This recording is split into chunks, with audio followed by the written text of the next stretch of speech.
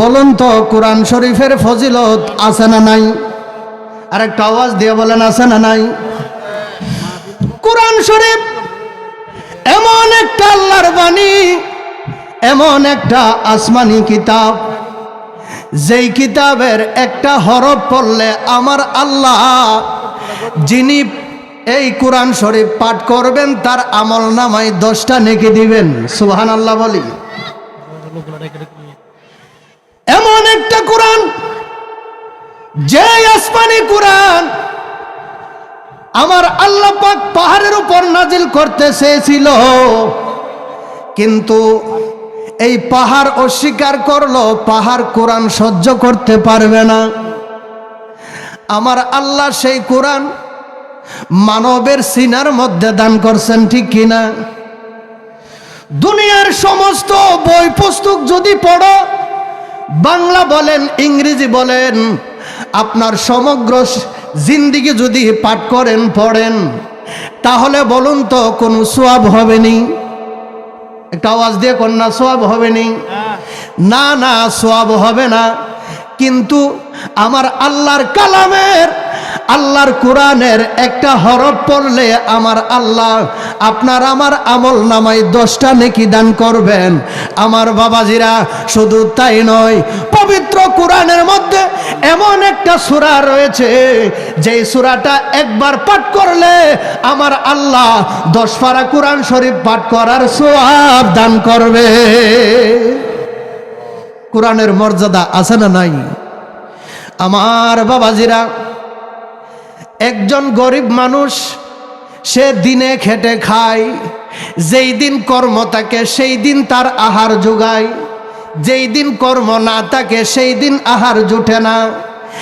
এই গরিব মানুষ অন্তরটা বড় নরম, দিলটা বড় নরম।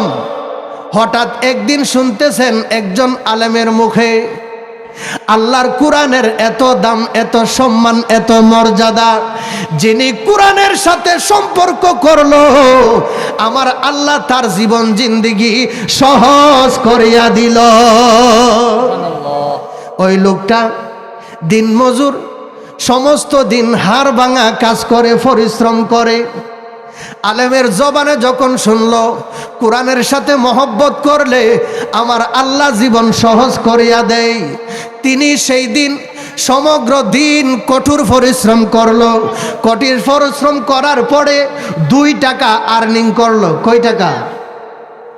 মনে করেন আজকে থেকে 20 বছর আগে একজন মানুষ যদি সারাদিন কাজ করত, তাহলে বড় জোর 1 টাকা অথবা 1.5 টাকা দিত, ঠিক না? এই গরিব মানুষ সমস্ত দিন কাজ করার পরে উনি 2 টাকা আজকের মজুরি পাইল।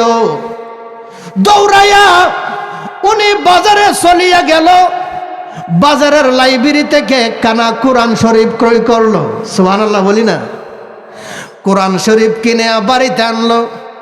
এই গরিব মানুষটার একটা মেয়ে সন্তান, কন্যা সন্তান, এবং তিনি 2 জনের সুখের সংসার। যখন কোরআন শরীফ কিনিয়া বাড়িতে আনলো, যিনি কোরআন শরীফ কিনলো ওই গরিব মানুষ কোরআন শরীফ পড়তে পারে না, এবং ওনার কন্যা সন্তান তিনিও কোরআন শরীফ পড়তে পারে না। কোরআনটা বুকের মধ্যে জড়াইয়া কোরআনের কবরের উপরে সুমা খায়, এবং 2টা চোখের পানি বিনায়া বিনায়া সারে। সুবহানাল্লাহ বলি।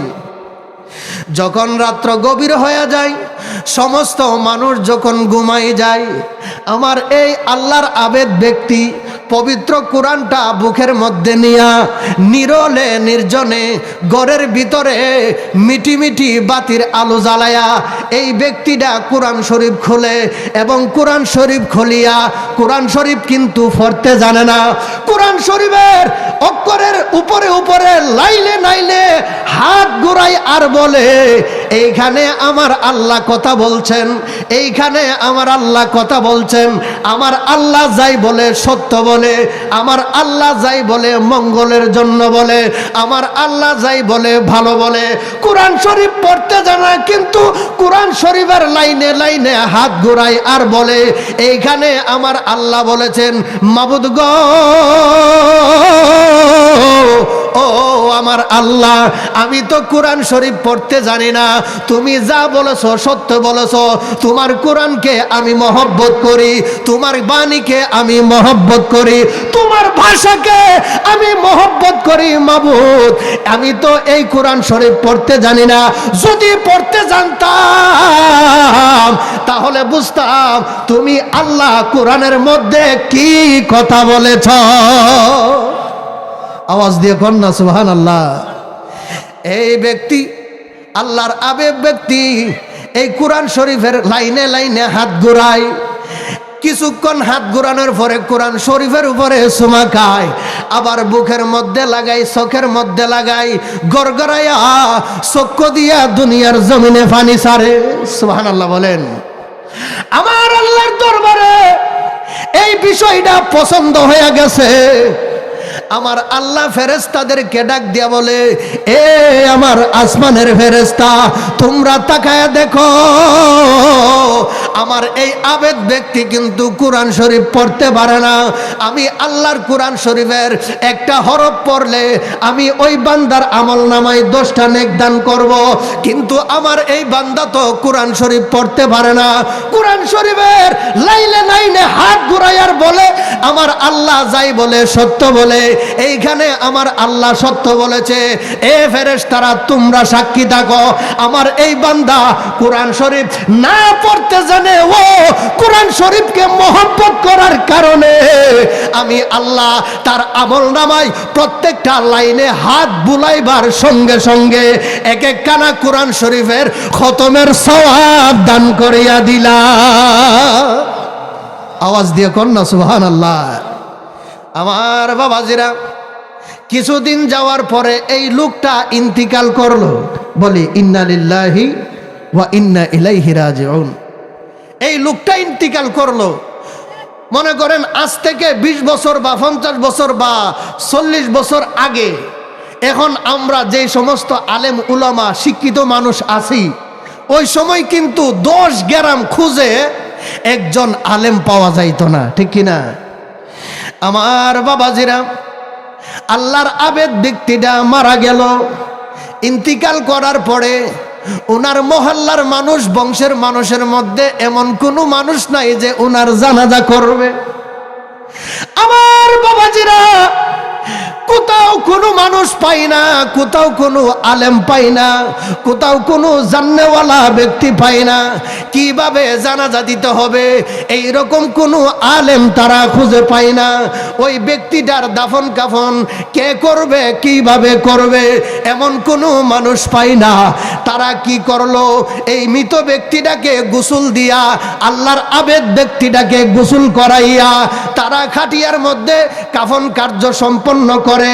তারা অনেকক্ষণ অপেক্ষা করার পরে দেখতেছে কোনো আবেদ বা কোনো মানুষ পায় না, কোনো আলেম ব্যক্তি পায় না যে এই ব্যক্তিটার জানাজা করবে। এই বংশের, এই গোত্রের, এই মহল্লার মধ্যে এমন কোনো জাননেওয়ালা শিক্ষিত মানুষ নাই যে কখনো জানাজা পড়াইতে পারবে। তারা অসহায় হয়ে কি করবে সকলে মিলে একটা পরামর্শ করলো, এবার আসো, আমরা তো অনেক অপেক্ষা করেছি এই ব্যক্তির জানাজা দেওয়ার জন্য, আমাদের মধ্যে তো কাউকে পাওয়া যায় না। আমরা অনেক জায়গায় খোঁজাখুঁজি করেছি, কেউ তো জাননেওয়ালা নাই জানাজা দেওয়ার জন্য। এখন কি করব? সবাই মিলে একটা পরামর্শ করলো। আমার বাবাজিরা গো, পরামর্শ অনুযায়ী এই ব্যক্তিটাকে তারা খাটির মধ্যে শোয়ায়া, মানুষ যেই যা রাস্তা দিয়া বেশি যাতায়াত করে, চলাচল করে, ওই রাস্তার মধ্যখানে নিয়া ওই ব্যক্তির লাশ রাখিয়া দিল। আওয়াজ দিয়ে কর না সুবহানাল্লাহ। এই ব্যক্তিটার লাশ নিরুপায় হইয়া মানুষ যেই রাস্তা দিয়া বেশি চলাফেরা করে ওই রাস্তার মধ্যখানে রাখিয়া দিল। দীর্ঘক্ষণ পরে এই রাস্তা দিয়া একজন ব্যক্তি গুড়া সওয়ার হয়ে আসতেছে। আসিয়া দিকে কিরে, হঠাৎ রাস্তার মধ্যখানে খাটিয়ার উপরে লাশ, কি ব্যাপার, কি হয়েছে? ওই ব্যক্তি গোড়ার থেকে নামলেন, এমনি সব মানুষ দৌড়ায় আসলো, আসিয়া এই ব্যক্তিকে ঘিরে ধরলো, বলতেছে, বাবা আপনার লেবাস অনুযায়ী দেখা যায় আপনি একজন শিক্ষিত মানুষ, আপনার মাথায় টুপি আছে, আপনার দাড়ি আছে,